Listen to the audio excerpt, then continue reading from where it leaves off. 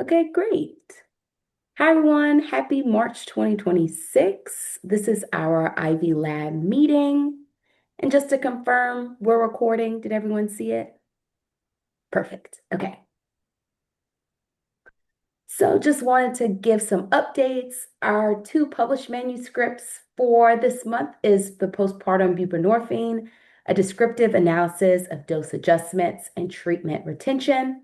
We also have narrowing differences in the rate of alcohol-related acute care admissions in the US between women versus men from 2016 through 2023. So excited about these publications. Our manuscripts that are in review that we're hoping that gets into publication. We have the Beyond One Daily dosing, concordance between patient and provider reports of buprenorphine dosing frequency for opioid use disorder. We also have digital cognitive behavioral therapy, reduces heavy drinking among a non-treatment sample of people with alcohol use disorder, a feasibility trial with CBT4, CBT. We also have student voices on research training, a mixed methods study on the research education needs of medical students, and within sex differences from a clinical trial of digital cognitive behavioral therapy for alcohol use disorder among a non-treatment sample. And lastly, we have a brief report from Project Better about outcomes at the pregnancy to postpartum transition from a pilot clinical trial of a technology-delivered intervention for birthing people who are receiving medication for opioid use disorder. So we're excited to see those possibly go into publication. As far as our social media, we of course still have Twitter/X. We have our YouTube channel, which we also use to put the recordings for our Ivy Lab meetings and our WAG meetings as well. Here is our lab's LinkedIn, our Instagram,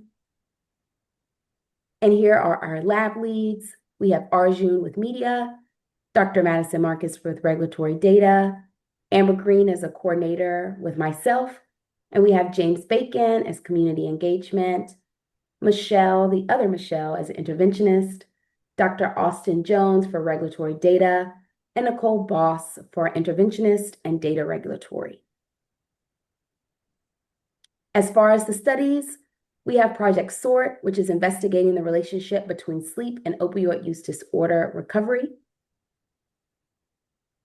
We have the registry study, which is about tracking clinical outcomes of pregnant and postpartum patients who seek addiction treatment with our OB Motivate clinic. We have CBTIO, which is adapting cognitive behavioral therapy for insomnia, specifically for people with opioid use disorder, and we're still actively recruiting for this study. For Luborexant 2.0, this is about a medication treatment study, which is testing the effects of Luborexant on insomnia and impulsivity among people with opioid use disorder. We're also doing active recruitment for this study. Suvorexant is in the study planning phase, but is a phase 3 double-blind study on the randomized controlled trial of suvorexant versus placebo on insomnia among people with opioid use disorder. With Project Castle, this is an active recruitment, and it's about developing a computerized intervention that educates pre-medical professionals on substance use disorder stigma. Our educational studies, we have the summer research curriculum, which we have the summer 2026 active students. And we have the first steps projects. There's some additional updates, so I'm going to go through those. This specific project addresses maternal morbidity and mortality by adapting a patient navigation model for birthing people with substance use disorder. And currently, this study is pre-testing the intervention at OB Motivate.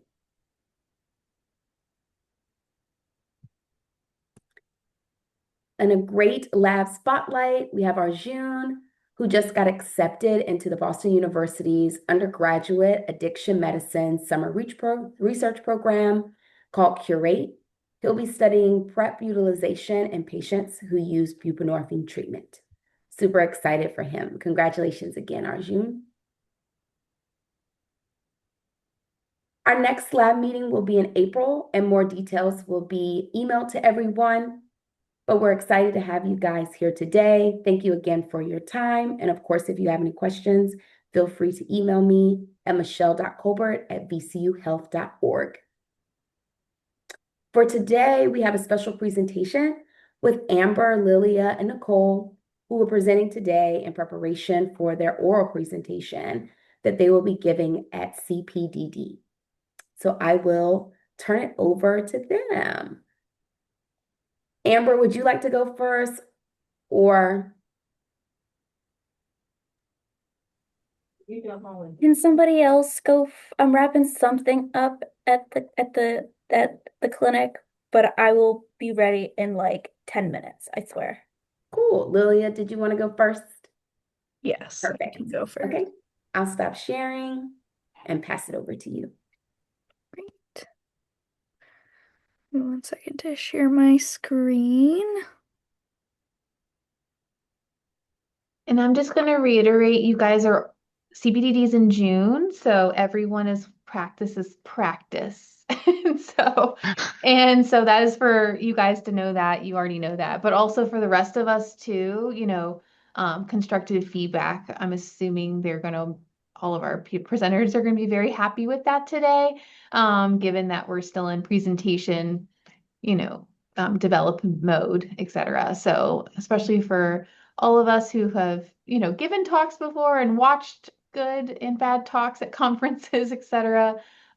Please make sure that you take this time to help your fellow lab mates out as they are getting ready for their presentations.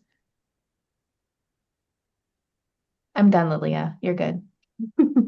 Thank you. Yes, I appreciate that. Yeah. And can you guys see my screen and not my notes? Awesome. Okay. So, hi. If you don't know me, my name is Lillia.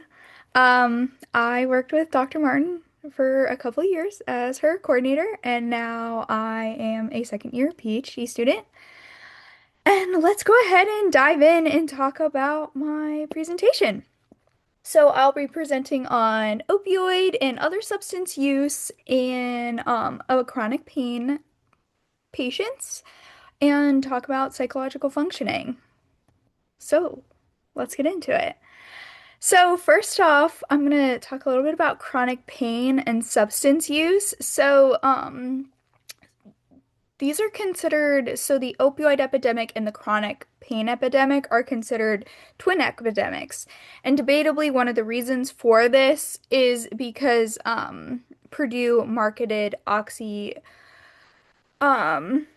oxytocin, Oxycontin, sorry, long day, Oxycontin, as the first pain relieving substance for chronic pain that is not addictive. And just for sake of this presentation, I'm defining chronic pain as pain lasting for 3 months or longer than the typical healing time.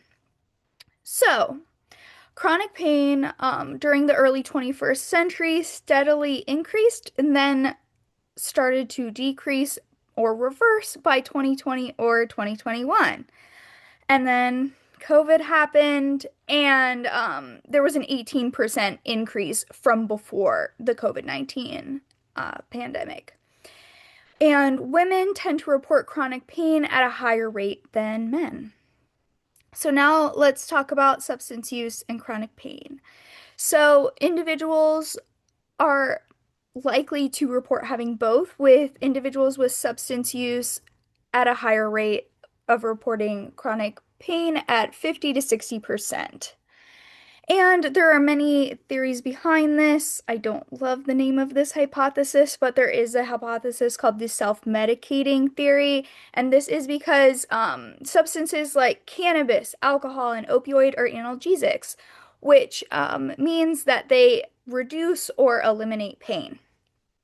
So, now let's talk about substance use and mental health. So individuals with comorbid depression, are more likely to be at risk for functional impairment and poor medical outcomes. Additionally, it has been found that anxiety related to pain has been found to be associated with substance use.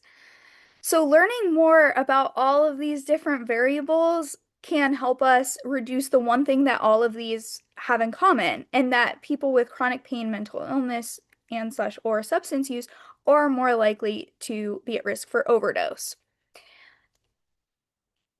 So, that is one of the things that this presentation aims to do, is to describe patterns of substance use in individuals who endorse depression and anxiety and individuals who do not report depression and anxiety.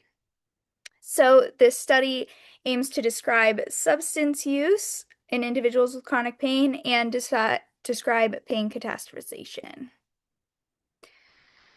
So the apparent study of this, because this is a secondary analysis, was a contingency management randomized control trial. And if you don't know what contingency management is, it involves reinforcing a specific target behavior with tangible rewards such as cash, vouchers, etc.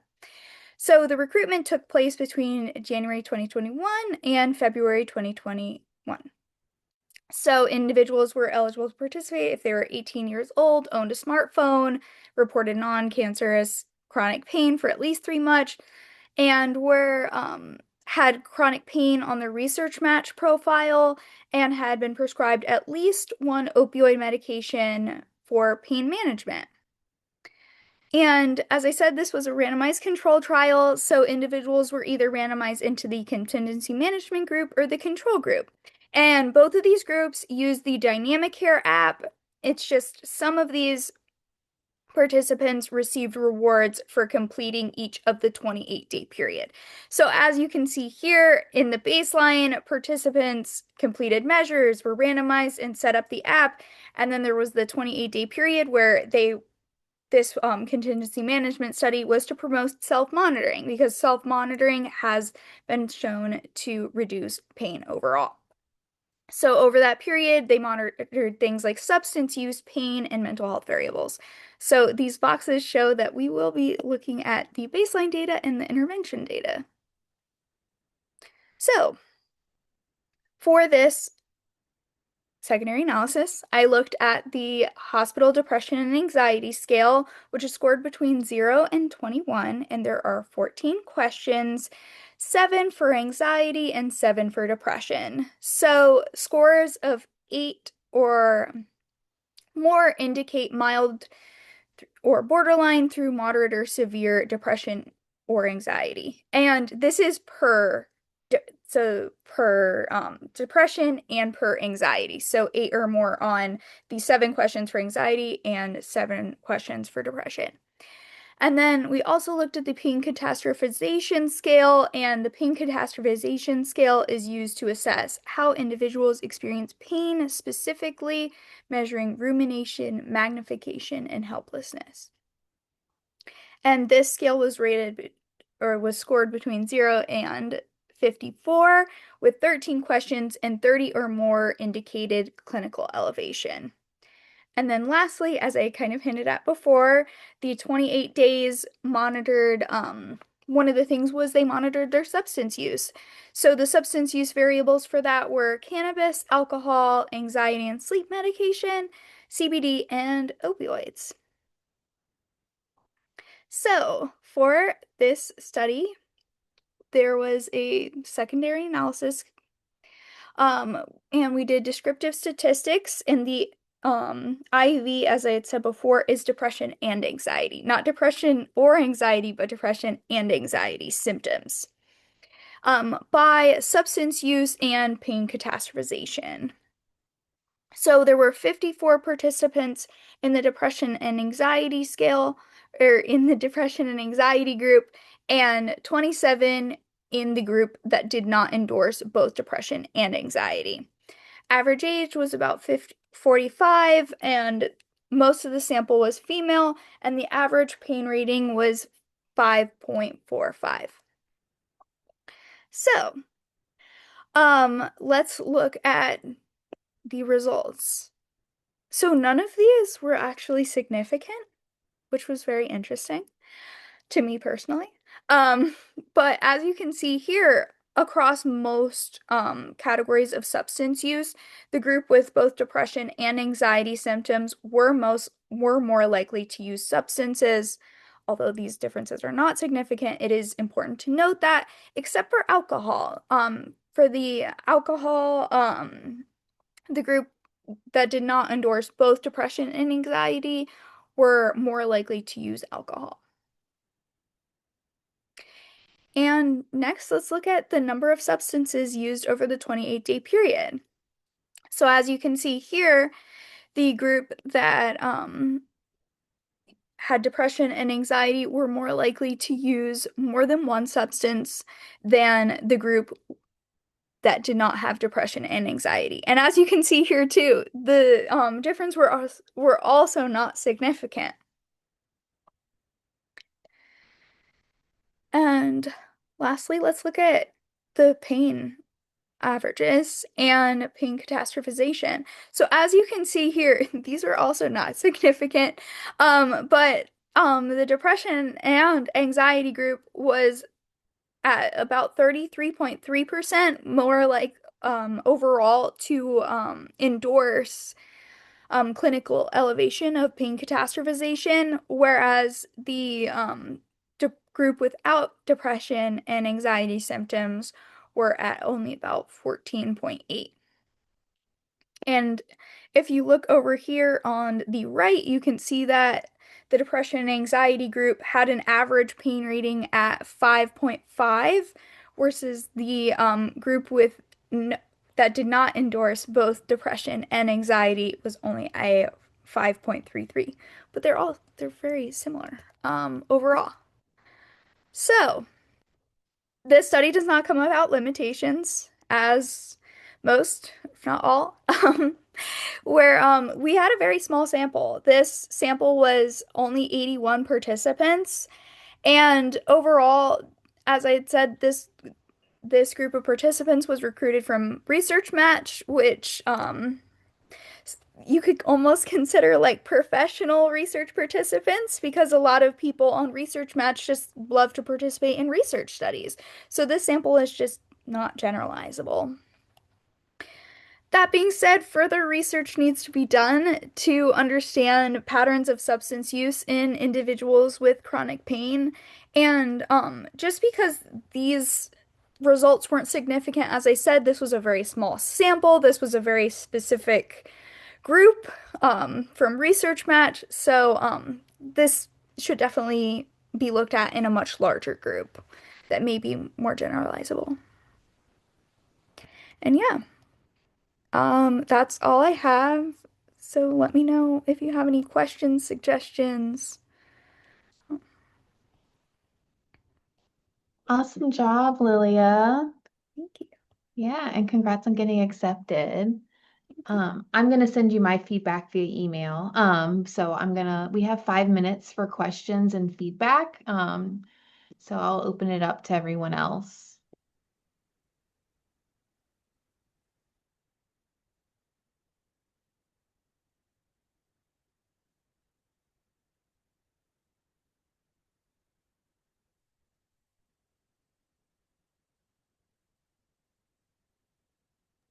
I thought it was great, Lilia.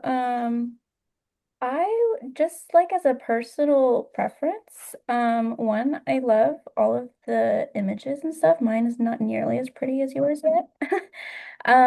But the first slide, I think in particular, I think you had a lot to say. Um, but I don't know if it was just me, but I was having a hard time, um, like getting oriented to what you were saying and then what your first slide was showing. I can't remember exactly what the first slide was, but I know it was we had like three overlapping circles, and then there was a lot of abbreviations and stuff like that. I understood what you were saying, but I was having a hard time mapping that onto your visual. So maybe just reorienting a little bit more on that first slide would be helpful specifically for me. But other than that, I thought the flow went great and I was following along very easily through your results and stuff like that as well. So other than that, I think it was great. Thank you.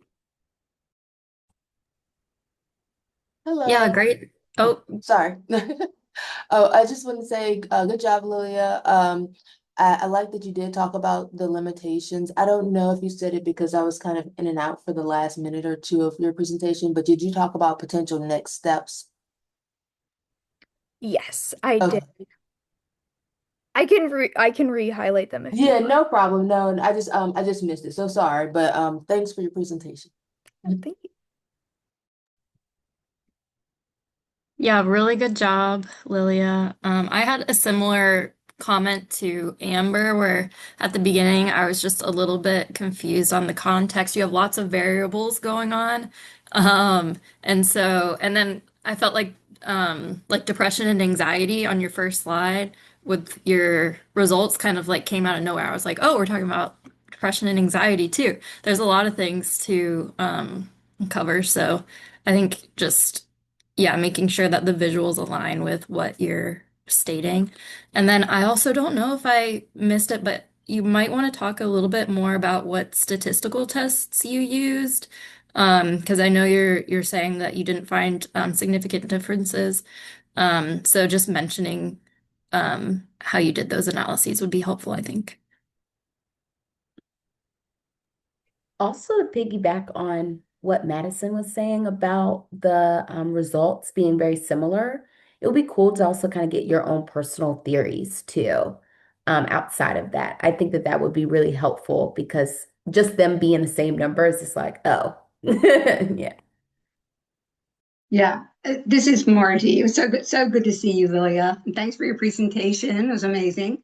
I'm piggybacking off of Michelle. I was thinking the same thing, Michelle, that it's always nice to be like, and although it wasn't statistically significant, the possibilities are, or, I mean, it's always kind of nice to have a little thought with that. Being a non-researcher, and this might be something that in the research arena, it's just a given that when you say significant, everybody knows you mean statistically significant. Because to me, all the work is significant, even if there's not a statistical finding, you have shown that. You know what I mean? So I kept saying, well, it is significant. You did this. But anyways, thanks so much. Thanks, Margie. Awesome. Awesome, Lily. I think you got some great feedback, and I'll send you some more. I think one thing that Deshonda said that I actually had already written on my feedback to you was about the next steps, and I think you're at a place now where you can talk about like a clinical correlation with regards to next steps, right? As well as kind of more specifics of what the next steps for the research world is, right? So maybe an example of like a future study that is planned or you might plan. Like sometimes, a lot of our studies in the Ivy Lab are like, we're going to do a mixed method study next, to figure out what this means. We do that a lot.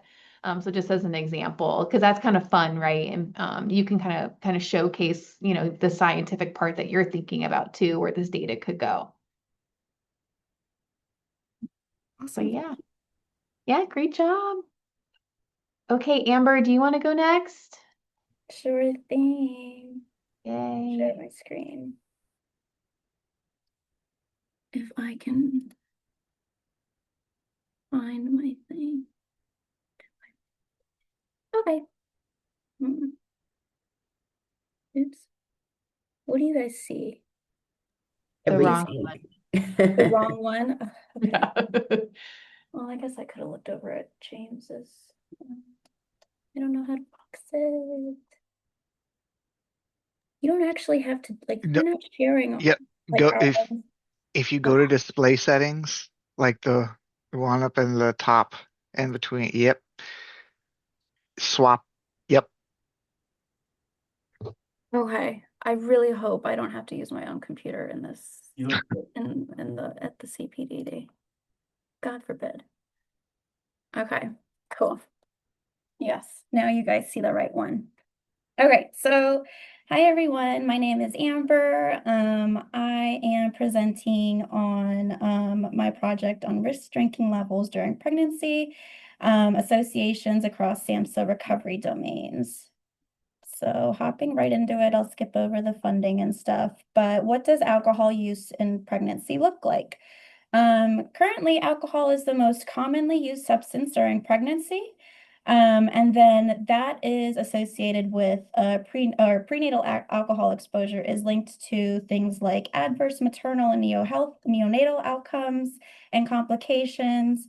And then rates of alcohol use and binge drinking from 2011 all the way to 2018 to 2022, we've seen those rates increase in the United States. So, what does reduced drinking and what are the benefits associated with that? So we know that reductions in alcohol use are linked to improved physical and mental health, quality of life, and then overall general functioning. We know that there is improved or lower risk of depression and anxiety, as well as lower alcohol craving, and then reduced risk, of course, for a diagnosis of alcohol use disorder per the DSM-5 criteria. However, what does that look like during pregnancy? We don't really know the answer to that just yet. So this work has almost exclusively been done in non-pregnant populations and non-pregnant samples. So let's talk more about non-abstinent recovery and what that looks like. Is it even possible? So for this project, we're using the SAMHSA definition of recovery being a process of change through which individuals improve their health and wellness, live a self-directed life, and strive to reach their full potential. SAMHSA also breaks down recovery into 4 specific domains, one being health, home, community, and purpose. And then, importantly, some scholars and some literature has posed non-abstinent recovery being possible in non-pregnant samples and achievable. So, yeah, let's on that realm go into what the current guidelines are for pregnancy and then what the reality is. So, current guidelines during pregnancy, there really is no recommended level of alcohol use, which makes sense. Ideally, no alcohol use is safest and best during pregnancy. But in reality, there are still some pregnant women or some pregnant individuals who continue to drink and drink heavily or are just unable to abstain or achieve abstinence completely. So understanding how these differing levels of alcohol use related to recovery and during pregnancy could provide us some insight on how to, I guess, advise women who are struggling with alcohol use disorder and then they become pregnant. So for the research gap, reduced drinking is related to better outcomes in non-pregnant populations. We established that. We've also established that pregnancy research is almost exclusively focused only on abstinence or with abstinence guidelines. So the question is, how do varying levels of alcohol consumption during pregnancy relate across these recovery domains? And so for this specific project, we're wanting to examine associations between the World Health Organization or the WHO drinking risk levels across SAMHSA's recovery domains among pregnant women. So for our methods, we did a secondary analysis from the 2021 to 2023 National Survey on Drug Use and Health, or the NSDUH survey. We restricted the sample to only females reporting current pregnancy at the time of their interview. These same participants also self-reported their past 30-day alcohol use, which we then categorized onto the WHO risk drinking level thresholds specific to women. So you see over on the right, Obviously, no risk was categorized or mapped onto the NISDA 0 drinks, having had 0 drinks over the last 30 days, well, 0 drinks per day over the last 30 days. And then so on and so forth for mild, moderate, high, and very high drinking.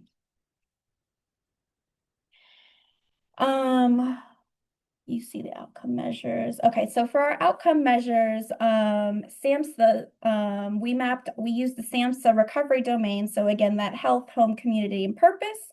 And then from NISDA, the variables that we pulled to map on the recovery domains, we used emergency room visits in the past 12 months to map onto health. And then we used difficulty completing household responsibility over the last 12 months for home, difficulty participating in social activities over the last 12 months for community, and then overall functional impairment over the last year for that purpose recovery domain. And this is a little bit, this is a snapshot of what the sample size looked like. So we had a total of about 2,000 plus participants. The majority of people were 26 to 34 years old, as well as identifying as white and heterosexual or straight. And then about 41.2% of individuals reported being employed full-time. And then this is a snapshot of how many individual or the prevalence of drinking during pregnancy within this population. So we can see the majority of pregnant women were not drinking while they were pregnant, which is great. I don't have it right now, but I do want to add an additional slide so we can highlight what's going on over here to that mild, moderate, high, and very high. Because if we zoom in, I don't have the specific numbers right now. So I apologize, can't tell you that on the percentages, but we would be able to see some kind of a U curve to where of the people who are drinking during pregnancy, there seems to be more falling under that mild and more falling under that high or very high category. But I don't have that visual right now for you guys. And then for the data analysis, we conducted complex samples, general linear models to assess the associations between drinking levels across the SAMHSA recovery domains. All analysis accounted for that complex survey design. And then due to some missingness from some responses or some responses not being captured at each year of the time point, we only conducted the analysis using the complete cases. And then again, it was that number of ER visits, the difficulty participating in social activities, household responsibilities, as well as overall functional impairment. And then for our results, I'll try to speed it up a bit, but for social, I'm sorry, that's not the one. For emergency room visits, the overall model was significant. And then specifically, I know it's not a great visual because there's a lot of numbers that just focus on this last column for me. The sexual identity was found to be a significant predictor, with sexual minority individuals reporting greater ER visits during pregnancy. Race was also found to be a significant predictor, with Black individuals reporting more emergency room visits during pregnancy. And then education was also a significant predictor, with lower educational attainment relating to greater emergency room visits during pregnancy. All other measures, as well as alcohol use, did not come out as significant during this model. And then for social impairment, again, the overall model was significant, focus on that last column for me. And then sexual identity again was found to be a robust predictor for social impairment, with sexual minority individuals reporting greater difficulty participating in social activities. Education was also found to be a significant predictor, with that lower educational attainment, meaning greater social impairment. And race, again, we see here that quite a few of our racial groups reported lower levels of impairment relative to identifying as Hispanic. And then again here, alcohol use and other measures weren't found to be significant. Household impairment. The overall model here was significant as well, with sexual identity and education again being significant. And then age here also became a significant predictor, with younger aged groups reporting greater difficulty compared to older individuals when completing household responsibilities. Race again was a significant predictor in this model as well. Alcohol use and employment was really the only other measure that was not found to be significant for this model. And then for my last results slide, for the general functional impairment, the overall model was significant. And then for that, sexual identity, education, and age here were also independently found to be significant predictors for greater overall functional impairment over the last 12 months. Alcohol use and employment were not found to be significant predictors in this model as well. So overall, in summary, it seems like this project really just suggests that recovery during pregnancy may be shaped more by those structural and socio-demographic variables rather than just alcohol use, alcohol risk alone during pregnancy. Specifically, that sexual minorities experience greater impairment across recovery domains, and higher education might actually serve as protective during pregnancy. We saw some racial differences emerge across most domains, and then younger age was associated with that greater overall functional and household impairment for this population. And then for future directions, future research should definitely focus heavily on the structural and socio-demographic factors when examining recovery during pregnancy. So maybe including things like mental health, access to care, social support, stuff like that. And then tailoring these interventions and harm reduction strategies to support women who are unable to abstain during pregnancy, I think is very important for future researchers. And that is it. Questions, comments? I know the results are a little lengthy. I would really like some feedback on the results, or at least how to cut that down, if anyone has that come to mind. Oh, go ahead, No, Kate. go for it. I was just gonna say go for it. Okay, perfect. Great presentation. I really like non-abstinence recovery is like really important, and I think that's like I just love the concept of this. Just a couple of points of feedback. For the results, I think it just helps to have like a reminder of like what is like the research, like you mentioned like these are predictors of something. Predictors of what? So like just mentioning like what the outcome is that you're actually looking at.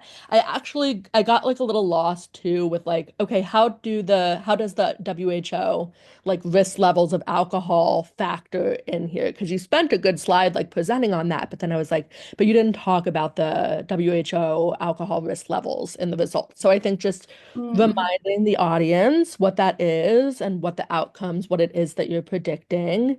And as far as the results like presentation, maybe having like a sentence or something just like very specific, like this is what we found for this domain. Like we found that this was a predictor of alcohol risk levels in this domain. I don't think I'm interpreting your results right, No, but that makes it makes complete sense. So doing better, just mapping on those WHO risk drinking level domains through yes, the results, and then specifically stating what we found, yes. going back to those domains.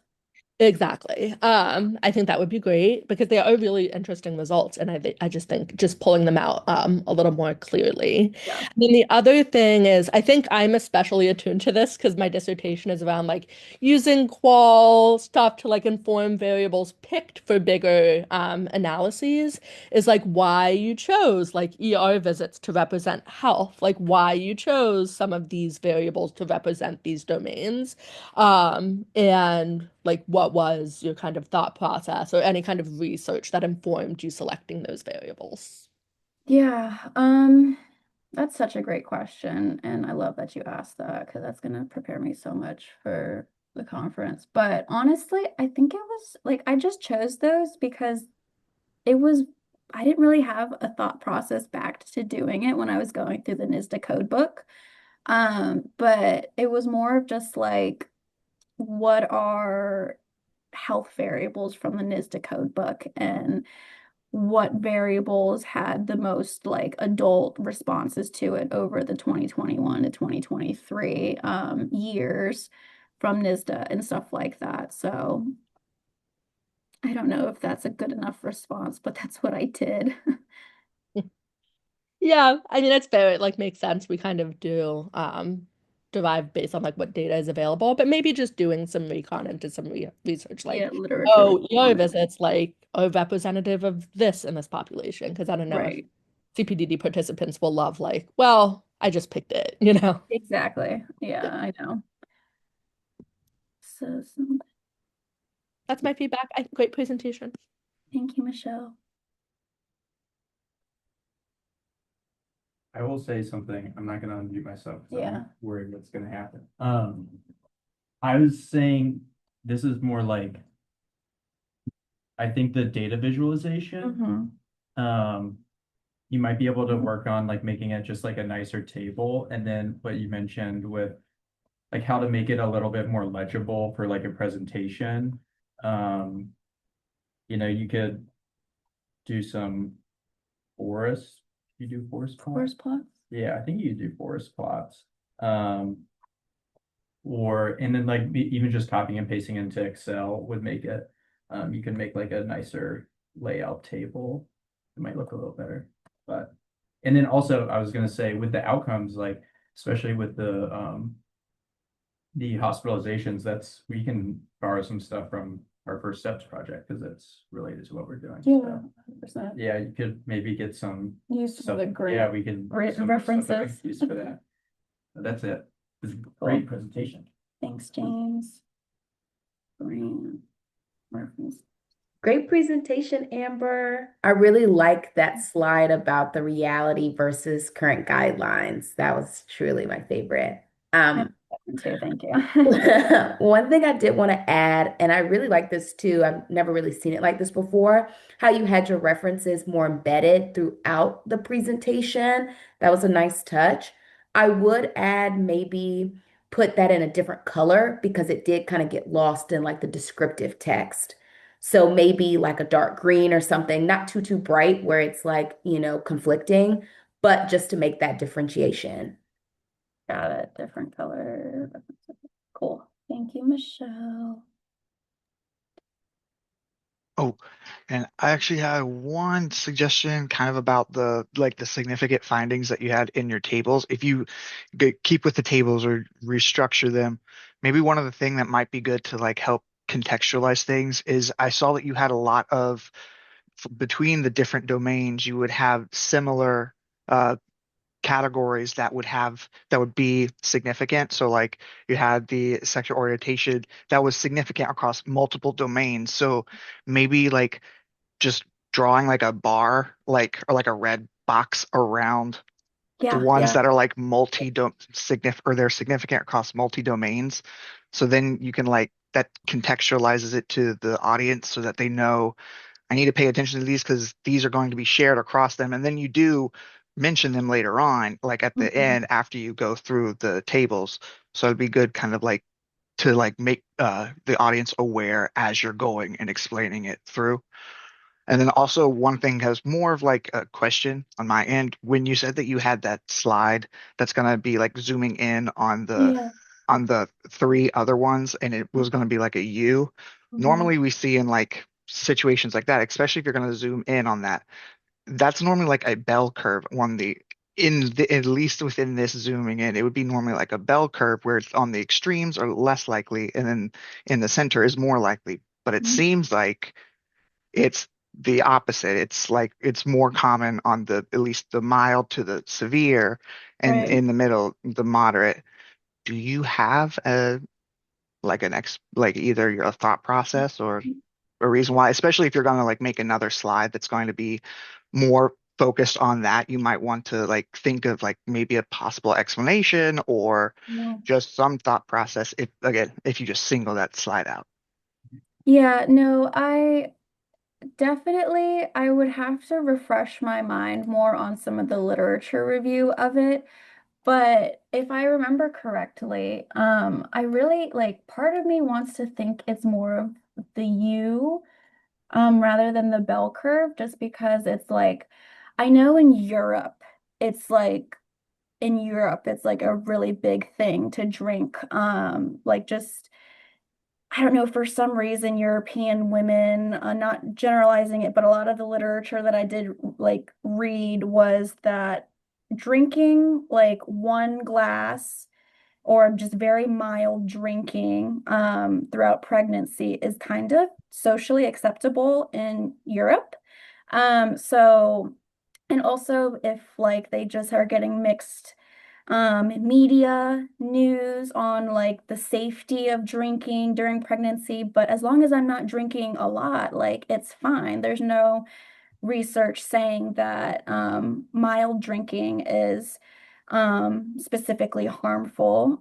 So I think that's where the mild category is coming Oh, from those women. And then obviously on the extreme side of it for yeah. women who have that diagnosed alcohol Yeah. use disorder and maybe have an unplanned pregnancy or something Mhm. like that, it's just much more difficult for them to really just cold turkey it or abstain. So we have those women who are continuing to drink and drink heavily. So that one I'm not too surprised on of the people Yeah. who are continuing to drink, that it's a little bit higher in that category. Um, but yeah, no, I definitely that's good context just to have in my back pocket and have those like citations like ready to go. So thank you, Yeah. Austin. Oh, no problem. Yeah. Hey, Amber, this was wonderful. I just quick comment on that. I'm thinking that with alcohol use in pregnancy, what they find is that a lot of times women, first of all, they don't really know they're pregnant sometimes during that first start. And so they're drinking, but they say that most women, when they find out they're pregnant, they either try to drop back or stop their drinking, which makes sense that, after the first 12 weeks, because by that time, everyone pretty much knows they're pregnant, that drinking level would go lower than at the so looking at that, I'm sure you'll find some information. And then the other thing, as I was saying, you caught yourself in the presentation, and I do think you would want to, because I was literally looking at your graph on drinks per day, and I'm like, it should say per day on there, like /D or something. And maybe that'll be a visual cue for you too. But anyways, thanks so much for your work. Thanks, Margie. That's super helpful. And yes, I 100% know what you're talking about. I've seen a lot of literature and I'll get those citations into my references as well too about the not knowing that they're pregnant and continuing to drink mildly. Thank you. Thank you, everyone. This is great feedback. Awesome job, Amber. Yay. Good job, everyone. Given the time, Nicole is going to be next month, and Austin and Madison both have posters, so we'll just do CPDD 2.0 in April. So practicing with those drafts. But great job, Lillia and Amber. Excited for your presentations. I sent you both your feedback, and you guys got a lot from the team today. So yeah. But we'll end here because it's Friday afternoon. So please, everyone, enjoy your weekend, okay? Thanks, everyone. Bye.